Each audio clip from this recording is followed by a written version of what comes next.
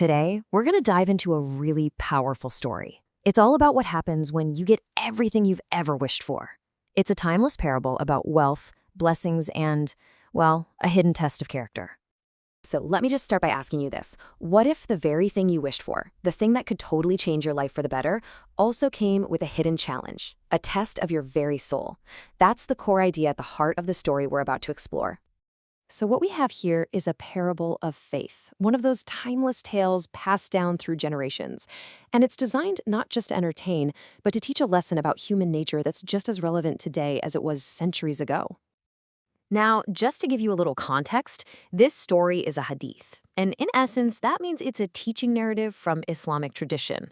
The whole point is to share profound wisdom and moral lessons about life and faith. All right, let's get into it. Our story kicks off with three men, each suffering from a pretty terrible affliction, but each is about to be given a chance at a completely new life. So let's meet our guys. First up, we have a man with leprosy. A complete outcast. His deepest desire was just to have clear skin so people wouldn't shun him. The second was a bald man, and he was so self-conscious, he felt disliked by pretty much everyone. And the third man? He was blind, and all he wanted was the gift of sight. But beyond their health, each one also wished for a way out of poverty, specifically camels, cattle, and sheep. And then, something incredible happens. An angel is sent to visit each of them. The angel touches them, and just like that, their afflictions vanish. Instantly, the leper gets smooth skin, the bald man gets a full head of hair, and the blind man can see. Their deepest prayers are answered in a single moment. And what about their second wish? Well, each is given a single pregnant animal. But this is where things get wild. From that one gift, their wealth just explodes. It multiplies and multiplies until each man owns an entire valley just overflowing with livestock. Their lives are completely transformed. They are no longer poor and afflicted, but healthy and incredibly wealthy. But, like we hinted at in the beginning, this story isn't just about blessings. Years pass, and now comes the real test. Let's see how all that abundance changes a person. The very same angel who granted their wishes returns, only this time he's in disguise. He appears as a poor traveler, exhausted, and with no way to continue his journey. And this visit is no accident. It's a test, designed to reveal what's truly in their hearts. The angel first approaches the former leper. And listen to how he frames his request. He doesn't just ask for a camel. He specifically reminds the man of the source of his blessings, invoking the very one who gave him his new skin and his vast wealth. This is the first part of the test. And the man's response? He completely denies the miracle. He claims he inherited his fortune, basically erasing God from the story entirely. He's saying, this was all me and my family before me. He even complains that he has too many other obligations to help a poor traveler.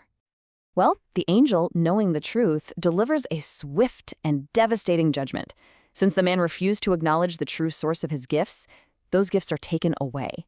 The blessing is completely revoked.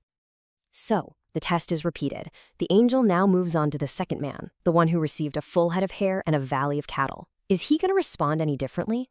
So the angel approaches the second man with the exact same plea, reminding him of the hair and the wealth he was given. And unbelievably, he gets the exact same response. A story of inherited wealth and too many other obligations. It's like he's reading from the same script. And just like the first man, his ingratitude cost him everything. 2 have been tested, and 2 have failed. Miserably. Okay, here we go. This is the crucial point of the story. It all comes down to the third man, the one who was blind. Is this pattern of selfishness and forgetfulness gonna continue? The angel approaches the third man, who now has his sights and a valley full of sheep. The plea is identical. A desperate traveler asks for help, invoking the name of the one who performed the miracle that changed his life. But his response is completely different. It's like night and day. The man immediately acknowledges his past, saying, I used to be blind, but God restored my eyesight. There's no hesitation, no excuses. He then offers not just one sheep, but tells the traveler to take whatever he wants. It's an act of total, boundless generosity.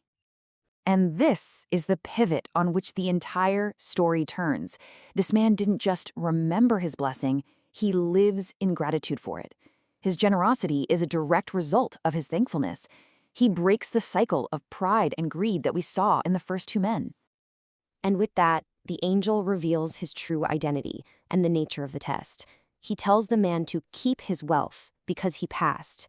God was pleased with his gratitude, just as he was displeased with the arrogance of the other two. So, what's the core lesson here? What does this powerful parable really teach us about the blessings we receive in our own lives? I mean, this table lays it all out with stark clarity. The two men who claimed their success was earned and inherited, they lost everything. They felt entitled.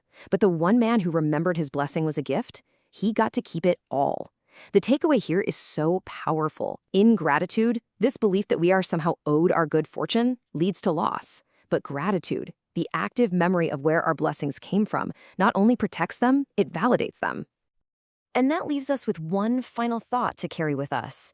This story frames every good thing in our life, our health, our wealth, our talents, as a potential test. So the question for us is, how do we pass it? How do we live in a way that shows we remember where it all came from and actively push back against that all too human tendency to simply get used to the good things in our lives?